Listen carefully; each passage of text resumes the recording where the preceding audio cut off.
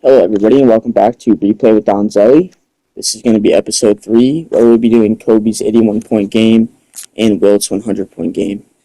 Starting with Kobe Bryant's 81-point game. Now, Kobe was drafted straight out of high school back when that was still allowed. He went to Lower Merion in Philadelphia, Pennsylvania, and unfortunately he passed away in 2020 in a helicopter crash, which I'm sure half the world heard about. He's 41 years old when he passed, and really the basketball world hasn't been the same since. Now, I'm going to try to get through his accolades as quickly as I can, but there are a lot of them. He was a 5-time NBA champion in 2000, 2001, 2002, and 2009 and 2010. He had 7 total NBA Finals appearances. He was a 2-time Finals MVP. He was the MVP in 2008, which is crazy that he was only a 1-time MVP if you look at all of his stats. He was a 2-time scoring champion. He was an 18-time All-Star, 18 consecutive selections, 13 consecutive appearances. There was a lockout in 1999, so he wasn't able to go to that one. Missed the 2010, 2014, that doesn't matter.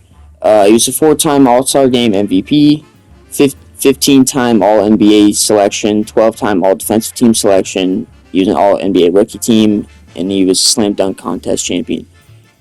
And he also holds the second most points in an NBA game with 81, as I'm doing here.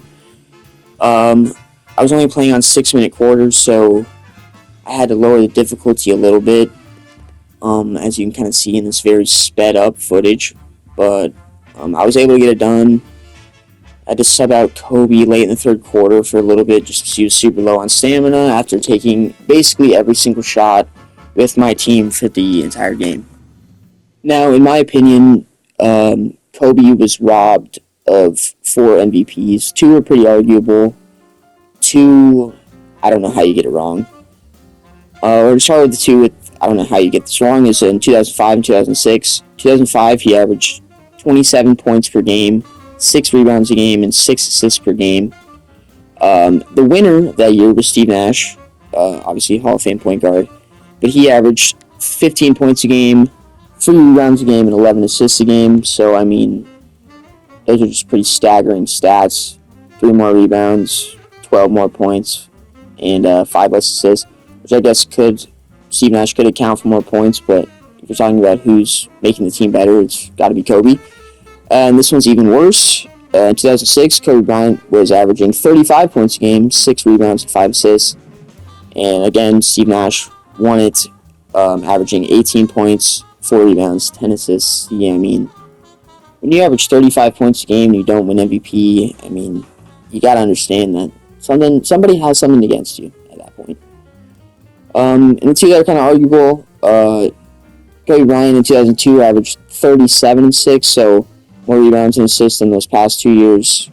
More points in 2005, but less points in 2006. And the winner that year was Tim Duncan, who averaged 23 and 12, and I'm sure made an all-defensive team, and Spurs probably the 1 seed that year.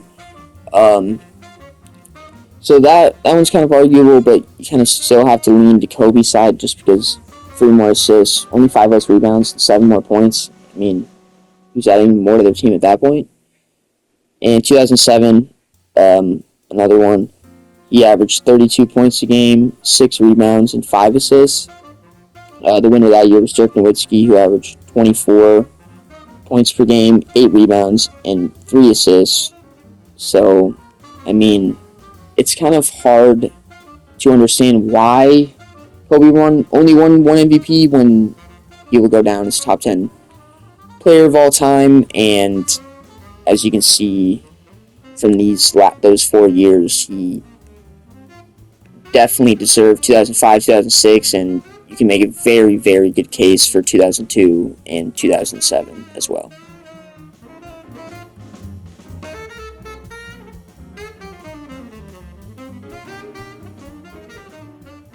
So some fun facts about Kobe.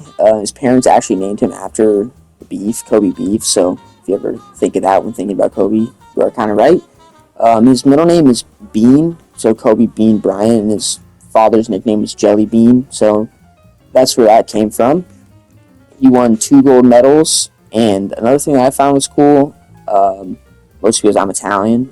He's fluent in Italian because his dad played professional basketball in Italy, and he moved there when he was 6 years old.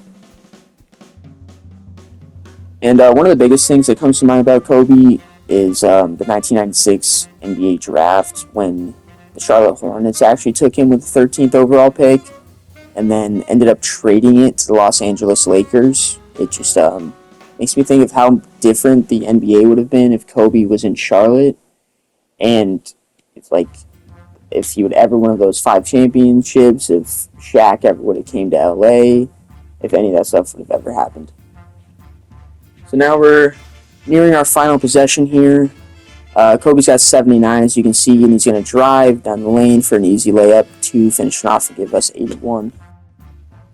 Next up, we have the great Wilt Chamberlain and his 100-point game. Wilt Chamberlain is one of the greatest basketball players of all time. Obviously, a KU alum, Rock Chalk, and there's been a lot of speculation about this 100-point game, so I want to take the time to kind of talk about to kind of go over some facts, decide if you think it's real, if it really happened. So to start, see from this past game, Kobe Bryant had one of the best performances in the game ever, had 81 points in the game, and he put up 46 shots, and he had some three-pointers. Three-point line was actually a thing, and Wilt Chamberlain had 36 shots, and he scored 100 points, so Kobe Bryant would have needed 10 more buckets, if you're counting only twos, to get to 100 points, so that right there is already kind of a question mark. Another thing is there's zero film of this happening anywhere. There's a box score, there is some witnesses that have said that it happened, and I think there's a radio call out there. Now, in my opinion, there's no reason for this not to have happened. Wilt Chamberlain is one of the greatest players of all time.